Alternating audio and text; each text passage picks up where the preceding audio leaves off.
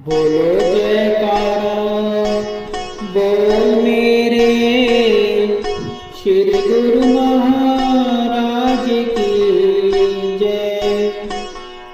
सभी गुरुमुख प्रेमियों को इस दास की ओर से प्रेम भरी जय सच्चिदानंद जी।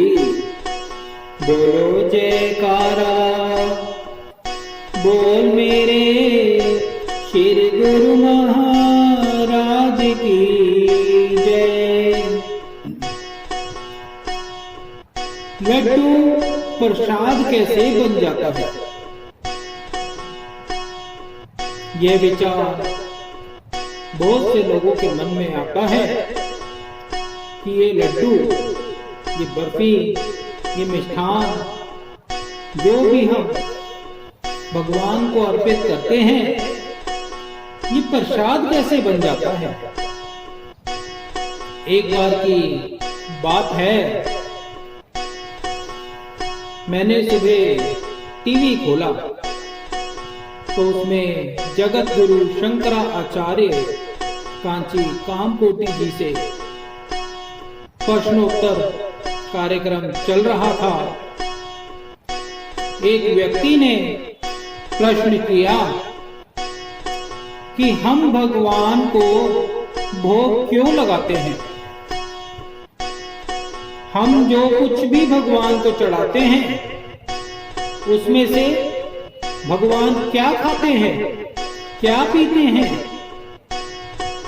क्या हमारे चढ़ाए हुए पदार्थ के रूप, रंग, स्वाद या मात्रा में कोई परिवर्तन होता है?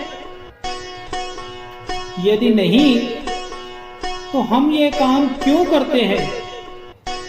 क्या ये पाखंड नहीं है? और अगर यदि ये सब पाखंड है तो हम भोग लगाने का पाखंड क्यों करें? मेरी भी जिज्ञासा बढ़ गई कि शायद आज इस प्रश्नकर्ता ने आज जगत गुरु शंकराचार्य जी को बुरी तरह से घेर लिया है। देखूं क्या उत्तर देते हैं।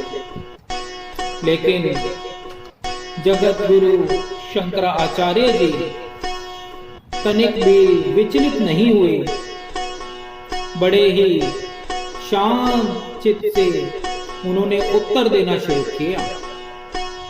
उन्होंने कहा, यह समझने की बात है कि जब हम प्रभु को भोग लगाते हैं तो वह उसमें से क्या ग्रहण करते हैं।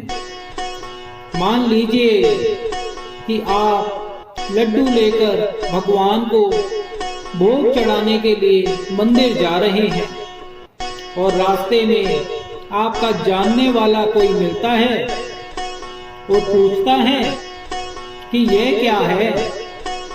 तब आप उसे बताते हैं कि ये लड्डू है। फिर वह पूछता है कि किसका है। तब आप क्या कहते हैं? तब आप कहते हैं कि ये मेरा है।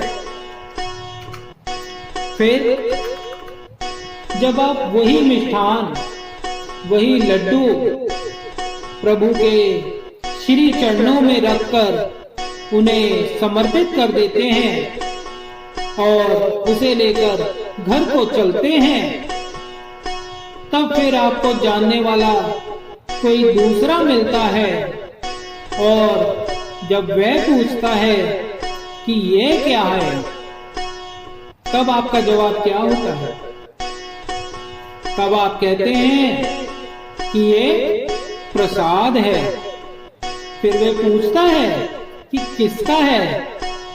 तब आप क्या कहते हैं? आप कहते हैं ये हनुमान जी का है। अब समझने वाली बात यह है कि ये लड्डू तो वही है,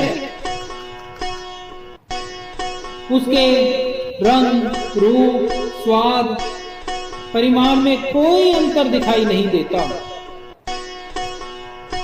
तो प्रभु ने ऐसा क्या उसमें से ग्रहण कर लिया कि उसका नाम बदल गया, उसका नाम प्रसाद बन गया। वास्तव में प्रभु ने मनुष्य के ममकार को हर लिया कि ये जो मेरा का जो भाव है,